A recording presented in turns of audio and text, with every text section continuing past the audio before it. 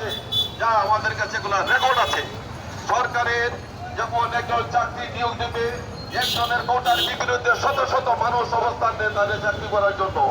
যখন ওই চাকরিতে ঢুকে যায় তখন পকেট পার হয়ে যায়। আপনাকে দেখেছি রাস্তায় পকেট পার তো চোর ছাড়া অশিক্ষিতরা, এখন বড় বড় চোর ছাড়া ডাকাতরা কলমের ফাঁক করে তারা এই সমস্ত কাজ করে যাচ্ছে। আমরা নিন্দার ভাষা নাই, আজকে আমাদের অবস্থান করার কথা না। এই প্যান্ডামিক টাইমে করোনা ক্রাইসিসে মানুষ যখন বিপর্যস্ত, তখন একজন 2 মাসের শিশুকে হত্যা করা হয়েছে। আমরা এই ভাষায় প্রকাশ করতে পারতেছি না, নিন্দা কাকে জানাবো। সমাজসেবা অধিদপ্তরের যে দিদি আছেন অত্যন্ত আমার পরিচিত, আমার এলাকার মানুষ। আমি উনি সহ সমাজসেবা একবারে মন্ত্রণালয়ে সবাইকে দৃষ্টি আকর্ষণ করছি। একটা আয়া বারবার এই সমস্ত শিশুদেরকে বিভিন্নভাবে নির্যাতন করে যাচ্ছে। আপনারা কোথায় দেখেন এবং যথাসময়ে কেন পুলিশকে তথ্য দেওয়া হয় না, কেন পুলিশকে ইনফরমেশন না দিয়ে ইনফরমেশন গোপন রাখা হয়। হত্যার ঘটনা ইউনিয়ন মামলা করা হয়েছে, আপনাদের পরামর্শ করা হয়েছে, তা না হইলে এই আয়া ক্ষমতা নেয় মামলা করার জন্য।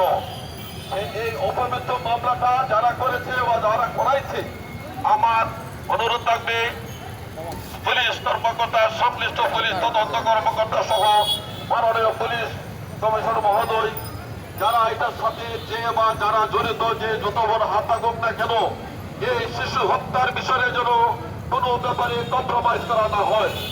আমরা মানবাধিকার কর্মীরা শুধু এ ব্যাপারে শত শত মানুষ আমাকে ফোন করেছেন যে ভাই এই ব্যাপারে আমরা তো একমাত্র প্রতিবাদ জানাইছি মানববন্ধন করে, তারপরে সাংবাদিক ভাইরাদের দৃষ্টি আকর্ষণ করছি। আমরা প্রতিটা স্পর্শকাতর বিষয়ে যেভাবে আপনারা উদ্যোগ গ্রহণ করেছেন, আপনারা তেমনি ভাবে এই ঘটনাটা আপনারা পর্যবেক্ষণ করেন। কোনো আইনের ফাঁক করে কোনো যেন এই শিক্ষক শয়তান যেন বাড়িয়ে নিয়ে যেতে পারে। প্রিয় দেশবাসী, আজকে আমাদের এখানে দাঁড়ানোর কথা না, দাঁড়াইছে শুধু বিবেকের ধারণায়। এই শিশু সন্তান আপনার হতে পারে, আমার হতে পারে, আপনার ভাই ভাতিজা হতে পারে। ধরে নেন 2 বছরের শিশু সন্তান, কেন তাকে হত্যা করা হবে? শিশুরা সুলভ, তারা কান্নাকাটি করবে, খেলাধুলা করবে, তাদের তত্ত্বাবধান করার জন্য, তাদেরকে চর্চা করার জন্য এই আয়া সহ যারা এই কর্মকর্তা আছেন, সমাজসেবা অধিদপ্তরের সোনামণি নিবাসী যারা আছেন, প্রত্যেককে সরকারের কোষাগার থেকে টাকা দিচ্ছেন। এখানে 1 টাকা কম হলে তাদের প্রতিবাদ করতেছে।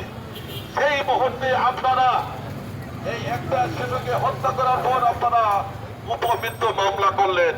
আপনাদের উদ্দেশ্য কি? এর আগে আরো কোনো শিশু হত্যা হয়েছে কিনা এই বিষয়টা আমি সংশ্লিষ্ট কর্মকর্তাকে দৃষ্টি আকর্ষণ করছি। এখানে পেশাগত দায়িত্ব সকল শ্রেণী পেশার সাংবাদিক, মিডিয়া, যাই সোশ্যাল সমাজে যারা আছেন, প্রত্যেককে আমি বিনীত আহ্বান জানাচ্ছি। আপনারা দেখেন এই সোনামণি নিবাসে আরো কত ধরনের কুকর্ম করে থাকে।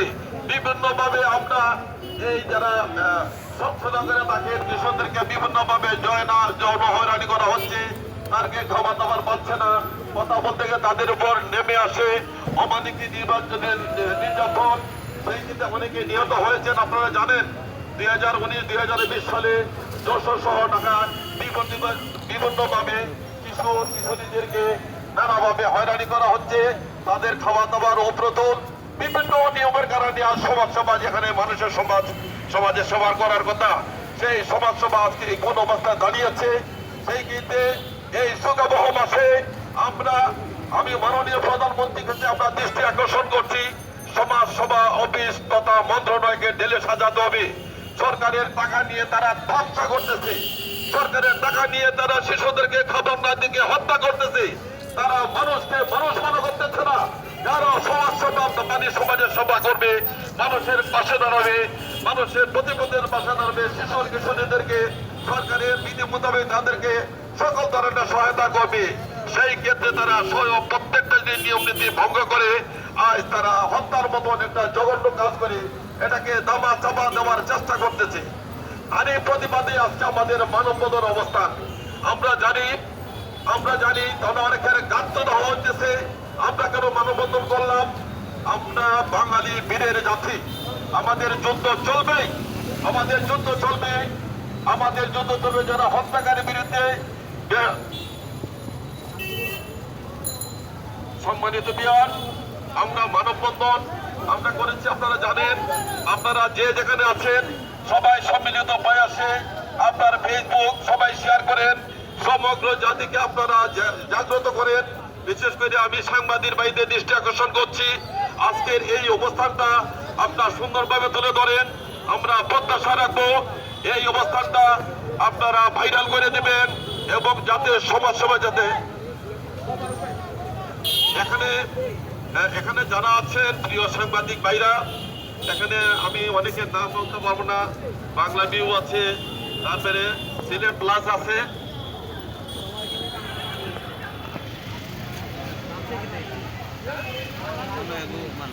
বাংলার মাটি সহ যারা এখানে আছেন আমার প্রিয় সাংবাদিক ভাইরা, আপনাদের কাছে আমরা কৃতজ্ঞ যে আপনারা এই আমাদের মানববন্ধনে আপনার সরাসরি সম্প্রচার করছেন এবং যারা এটার সাথে আপনারা যারা লাইক কমেন্ট করছেন সবাইকে ধন্যবাদ। যারা আমাদের সাথে আছেন বা পরবর্তী যারা রেকর্ড দেখবেন প্রত্যেককে, সোশ্যাল মিডিয়াতে যারা কাজ করছেন প্রত্যেককে আমরা অভিনন্দন জানাচ্ছি।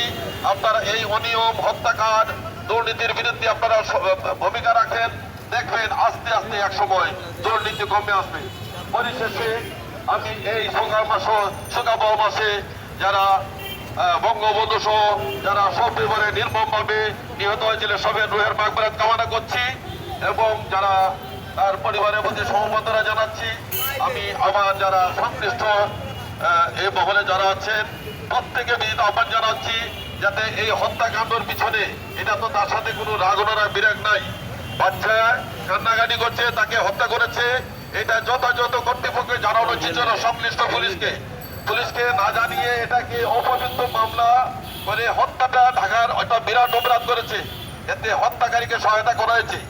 আমি ধন্যবাদ জানাচ্ছি এসএসবি পুলিশ সকল স্তরের পুলিশ সদস্যদেরকে ধন্যবাদ জানাচ্ছি, কোতোয়ালি থানা, মডেল থানা, এসআই এবং আমাদের প্রিয় মাই টিভি, এটা অত্যন্ত জনপ্রিয় টিভি, যে মাই টিভিকে ধন্যবাদ জানাচ্ছি আজকের এই ফুটেজটাকে আপনারা সংগ্রহ করার জন্য এবং পরবর্তী যারা আসবেন। এবং আমি সর্বশেষ রাব্বুল আলামিনের প্রার্থনা করছি আমাদের এই করোনা ভাইরাস যেন সবাই আমরা পরিত্রাণ পাই এবং সবাই যেন স্বাস্থ্যনীতি মেনে চলি। পরিশেষে সাংবাদিককে আবারও ধন্যবাদ জানিয়ে আমি এটা দিচ্ছি, আমি যা জিনিসটা বলতে চাচ্ছি সেটা হচ্ছে যে সংবাদপত্র স্বাধীনতা চাই এবং এটা যেভাবে ভাইরাল হয়েছে বিভিন্ন এই অনলাইন টেলিভিশনে আমরা দেখেছি, তারা পরিষ্কারভাবে দেখেছে এবং পুরো বিষয়টা সুস্থভাবে উত্তোলন করেছে। পাশাপাশি সিলেটের ডাকের কাউসার সহ সবাইকে ধন্যবাদ জানাচ্ছি। এই বলে আমি আমার বক্তব্য শেষ করছি। সবাইকে অভিনন্দন এবং কৃতজ্ঞতা জানিয়ে আজকে মানবাধিকার সংগঠন হিউম্যান রাইটস ওয়াচ ট্রাস্ট বাংলাদেশের পরিবারের পক্ষ থেকে সবাইকে অভিনন্দন, যারা দেখছেন শুনছেন বা যারা পরবর্তী থেকে শুনবেন সবাইকে অভিনন্দন কৃতজ্ঞতা জানিয়ে আমি আমার বক্তব্য শেষ করছি। আসসালামু আলাইকুম রহমতুল্লাহি ওয়া বারাকাতুহু।